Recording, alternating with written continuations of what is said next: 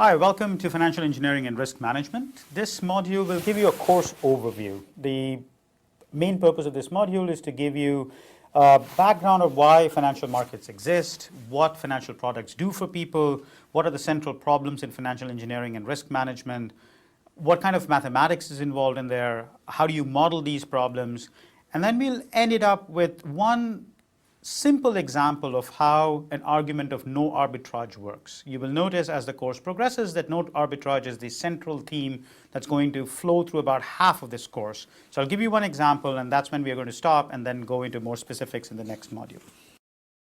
So why do we have financial markets? Financial markets exist because they enable efficient allocation of resources across time and states of nature. So let's think about it in terms of some examples. There's a young worker who has a high salary. What should she do? If there were financial markets available, as they are right now, she could invest in stocks and bonds to finance retirement, home ownership, education. She earns a lot of money right now, but she wants to prepare for the future where she may not be earning as much money. So you're trying to move resources from present time to a future time. There might be situations where she's working right now, but the future is uncertain in the sense that she might lose her job. So she might want to put something into an investment that she could use when she doesn't have a job. So you're moving money from the present state of nature to those unfortunate states of nature where she doesn't have the money. If there were no financial markets available, all she could do would consume. And there's nothing she can do to transfer the money from one time to another time, or from one state of nature, which is she's got a job, to another state of nature that she doesn't have a job. This is not anything to do with a worker. A farmer producing oranges. If the farmer has access to financial markets, derivative markets, they could use a futures contract or a contract in a futures markets to hedge orange prices. They could use a forward contract to hedge orange prices. They could buy weather-related derivatives. We often talk about the fact that in Florida, a frost can completely kill whatever produce that this farmer is producing. He or she could buy weather-related derivatives that pay when there is a unseasonable frost in Florida, and in that way hedge what they're going to do. If there were no financial markets, only the spot market is available, and you're at the mercy of whatever the prices are prevailing in the world at a particular given time. And most of the developing world, people don't have financial markets, they're at the mercy of spot markets, and the situation of farmers is not that great. So just to reiterate some of these examples and put them in a little bit broader perspective, the role of markets, there are three sort of main roles that are there for markets. They gather information.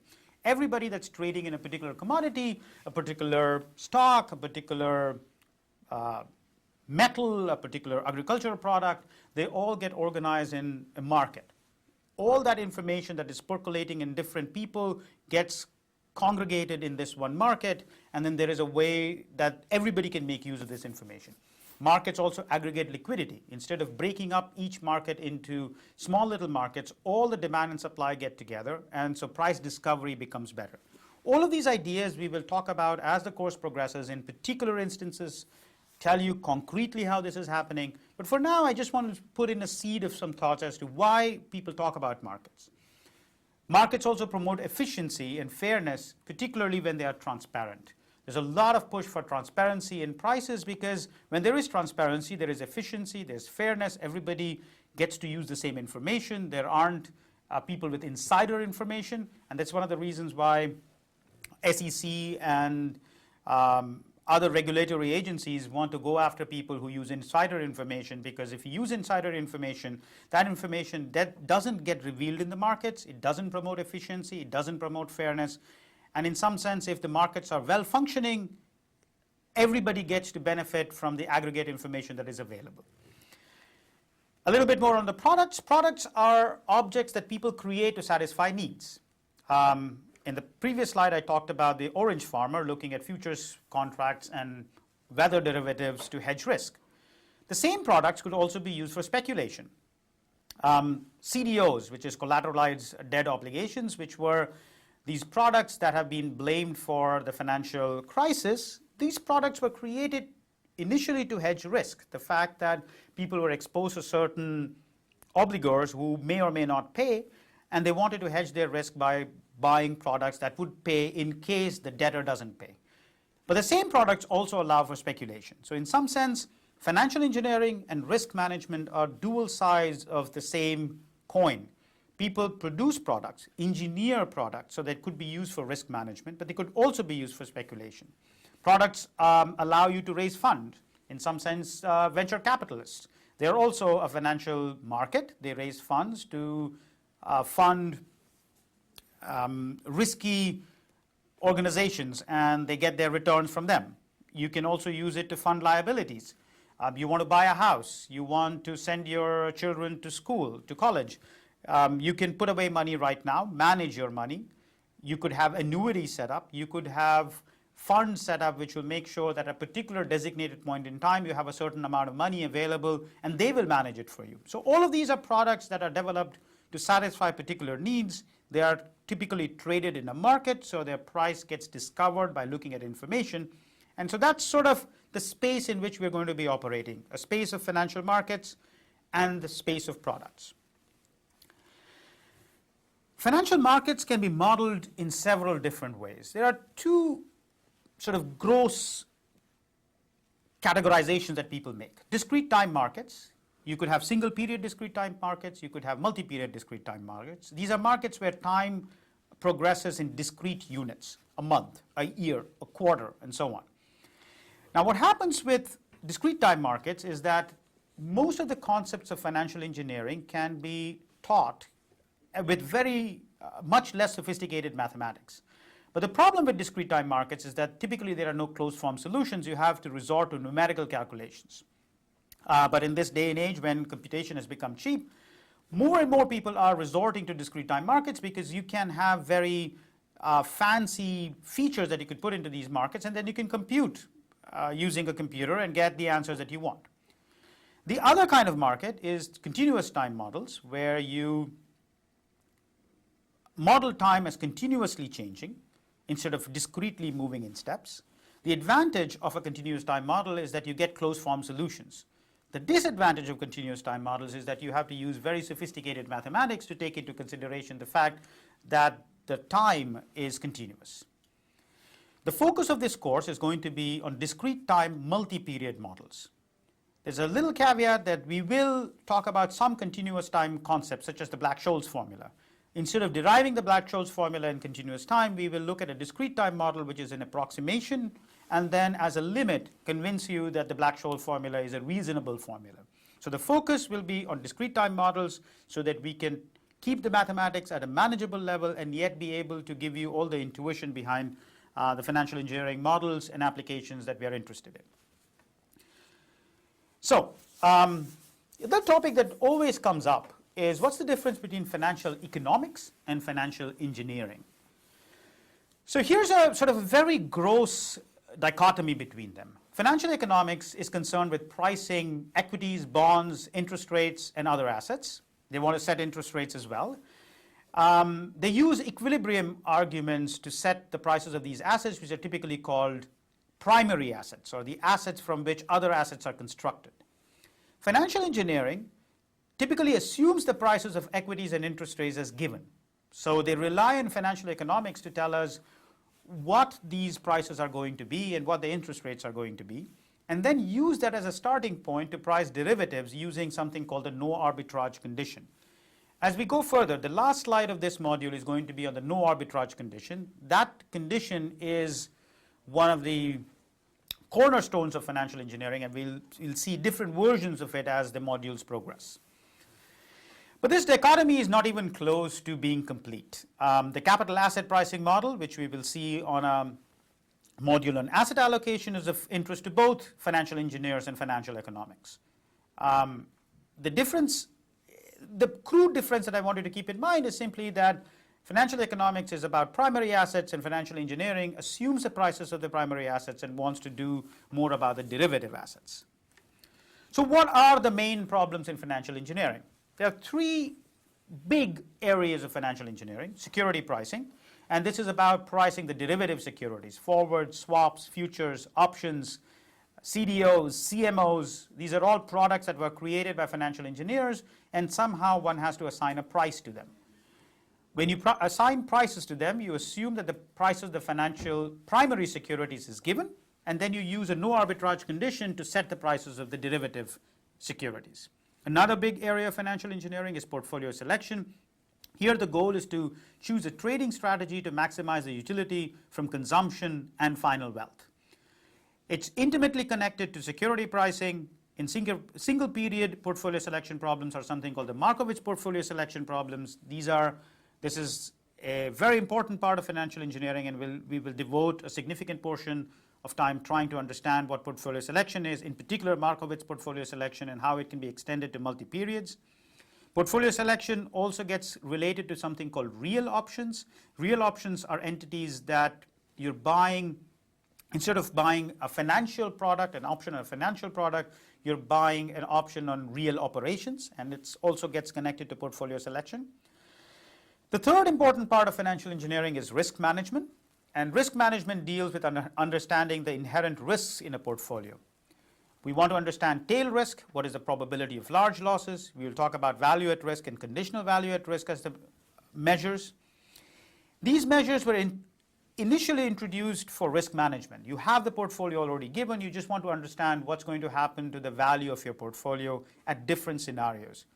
But after the financial crisis, recent financial crisis, they have started to become more and more important for portfolio selection itself, meaning they're trying to supplant the Markowitz portfolio selection with portfolio selection where the risk measure is either the value at risk or the conditional value at risk. A side byproduct of all of these problems in financial engineering is that many interesting applied math and operational research problems have emerged out of application areas related to security pricing, portfolio selection, and risk management, and have led to a very interesting and rich field of problems, both at the theoretical level as well as the computational level. So the last couple of slides of this overview module, we're going to talk about the no arbitrage argument. This is a central argument in financial engineering. Almost every product out there is priced using a no arbitrage argument with respect to some underlying primary asset like a stock or a bond or a commodity or some such. So I'm going to talk about this no arbitrage argument in the context of a very simple example. Suppose that there is a cash flow that you are planning to buy. So the cash flows are C0, C1 through CT. So C0 is the cash flow at time 0, C1 is the cash flow at time 1, all the way up through CT, which is the cash flow at time capital T. I'm going to give these conditions in a moment, but before getting to what those conditions are, let's think about what the interpretation that I want for this cash flow. So I'm thinking of minus C0. So all the cash flows are going to be interpreted as inflows. So if C0 is positive, that's money coming in. C0 is negative, it's money going out. So I want to interpret C0, the cash flow at time 0, as the cost of purchasing the cash flow C1 through C capital T. This is the amount of money that you have to pay at time 0, and then you'll get C1 at time 1, C2 at time 2, and CT at time capital T. So it's minus C0 is the amount of money that's going out of your pocket, is the cost of purchasing this cash flow. So the weak no arbitrage condition says that if all cash flows in the future, CKs for k greater than or equal to 1, if all of these cash flows are greater than or equal to 0, then the cash flow at time 0 must be less than or equal to 0. Another way of thinking about it is minus C0, which is the cost that you pay for buying that cash flow, must be greater than or equal to 0. There's a stronger statement called the strong no arbitrage condition, which says that if Ck is greater than or equal to 0, the same as before, but there exists a particular time when the cash flow is strictly positive, then the cost that you pay, minus C0, must be strictly greater than 0. These are the conditions for weak no arbitrage and strong no arbitrage, and we are going to be using this in just the next slide to price a particular kind of contract. But what I want to think about is why would such a no arbitrage condition hold? The way to think about why such a no arbitrage condition hold is to think about the transaction that happens behind this cash flow. The cash flow has a seller and the cash flow has a buyer. The seller of the cash flow receives minus C0 at time 0 and pays out Ck for all k greater than or equal to 1. whatever is the cost of the buyer. So the buyer pays minus C0 to the seller and receives this cash flow. There are lots of buyers out there, there are lots of sellers out there, and then the seller starts thinking. Since CK is greater than or equal to 0 for all times in the future, the seller says, well, I can increase the price, or equivalently, I can decrease C0, which is the same thing as saying minus C0 goes up. I can keep increasing the price, and if I have sufficient number of buyers out there, they will still buy it. And the reason they will still buy it is because it's still a good deal for them. They're getting CKs which are positive in the future, non-negative in the future. They had started off from a cash position, let's say, where C0 is strictly positive. The seller can keep reducing it, and they will keep buying this contract, at least up to the point where C0 becomes equal to 0. You can even push it a little further, but we don't know whether that argument will hold, because the only thing I'm assuming is that CK is greater than or equal to 0. So up to the point C0, the seller can increase the price, which is equivalent to saying decrease the cash flow, and still they'll have enough buyers out there to buy it, and therefore he would be able to keep selling these contracts. What does that mean? It means that if there is enough liquidity, if there is enough buyers and sellers interacting in this market, the seller will necessarily keep pushing it down up to the point where it could still guarantee that they could sell the contract. So in the case where you assume that CK is greater than or equal to 0, it's definitely the case you can push it down to 0. You may be able to push it down a little further, but up to 0, the seller is going to push down. And the no arbitrage condition simply says that if there are enough number of buyers and enough number of sellers, each seller will quickly realize this and push it all the way down to the point which is the minimum possible C0 that's there, or the maximum possible price that they could extract out of the buyer without killing the buyers. The strong arbitrage says that since there is a particular cash flow which is strictly positive, we should be able to push the price to be positive at time 0, or equivalently push the cash flow at time 0 to be negative. To summarize, weak no arbitrage and strong no arbitrage are conditions that have to talk about what is the cost of buying a particular cash flow. If there is enough liquidity, that which we think is natural will happen. If all the cash flows in the future are positive, you will have to pay a non-negative amount for it today. If all the cash flows are positive, and at least there is one place where it's strictly positive, then you will pay strictly positive price for it today. I want to emphasize that although this seems very intuitive and very simple, in order to prove it in any kind of setup, you have to make certain assumptions. And the two assumptions that we are making is that the price information is available to all buyers and sellers, and there are enough number of buyers and sellers. Think about the situation where there are a bunch of different sellers, but there's only one buyer. If there's only one buyer, the moment the sellers try to reduce the cash flow or increase the price, this buyer might just say, no, I won't buy it. The buyer has too much market power, and in this particular case, the no arbitrage will not hold. It is possible to have situations where C0 is strictly positive and C1 through CT are greater than or equal to 0. It might look non-intuitive, but it is possible if the buyer has a lot of market power. And that's something to keep in mind, that no arbitrage, although it appears intuitive, there are strong assumptions that are going into it, and one might have to think about whether those assumptions are valid or not valid. In the last piece, what I want to do is just use this no arbitrage argument to price a particular kind of contract, to show you how you can use this statement about cash flows to construct a price for a contract. The example that I'm going to use is very simple. I want to figure out what is the value of a contract that pays $8 in 1 year. Suppose one is able to borrow and lend unlimited amounts at R per year, at interest rate R per year. What will be the value of this contract? We know the answer already. The way to price this contract is simply to discount it. So it's going to be A divided by 1 plus R. What we want to do is arrive at this answer using an arbitrage argument. And the reason I want to do that is because once you understand how this contract is constructed, you can then expand this contract to other more complicated cash flows. So here's what we're going to do. We're going to construct a portfolio. I'm going to buy a contract. I don't know what the price is. This is the price that I want to compute. I'm going to buy the contract at price P, and I'm going to borrow an amount A divided by 1 plus R at the interest rate R. So what happens to my cash flow at time 0? Right now, I have to pay minus P, and I will receive, because I've borrowed the money, I will receive A divided by 1 plus R. That's the cash flow C0. This is the cash flow that I'm going to talk about.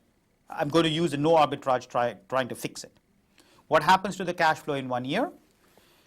The contract pays me $8, so this is coming from the contract. I have borrowed A divided by 1 plus R dollars. So these A divided by 1 plus R dollars, in 1 year I'll have to return this amount times 1 plus R. So this cancels. So the cash flow, remember, whatever it goes out of my pocket is deemed as negative. So this minus A is exactly this cash flow. A divided by 1 plus R times 1 plus R. So what happens to the cash flow at time 1? A minus A is 0. So C1 is greater than or equal to 0. It's actually equal to 0. So my no arbitrage condition now tells me that C0 must be less than or equal to 0, which means if I look at this expression, minus P plus A divided by 1 plus R must be less than or equal to 0, which means that P must be greater than or equal to A divided by 1 plus R. Gives me a lower bound on what the price is going to be.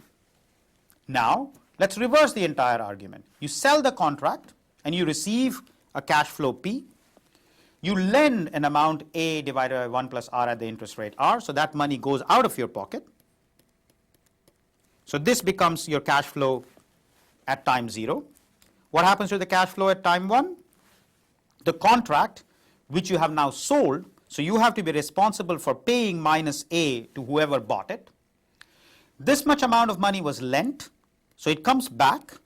So A divided by 1 plus R times 1 plus R comes back. The 1 plus R cancels, you get C1 is equal to 0. Again, my no arbitrage condition tells me that C0 must be less than or equal to 0, which means that the price P must be greater than or equal to A divided by 1 plus R. You combine this result with that result, and together you end up getting the result that P must exactly be equal to A over 1 plus R.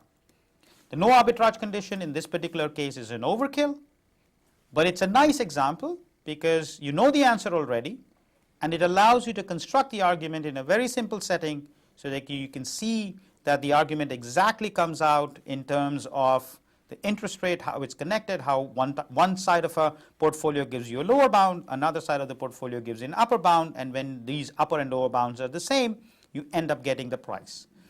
In the next module on interest rates, we're going to see that there are situations where the upper and the lower bounds are not the same, and you end up getting just an interval, and one has to figure out how the price is going to be set in that context. But that's coming in the future.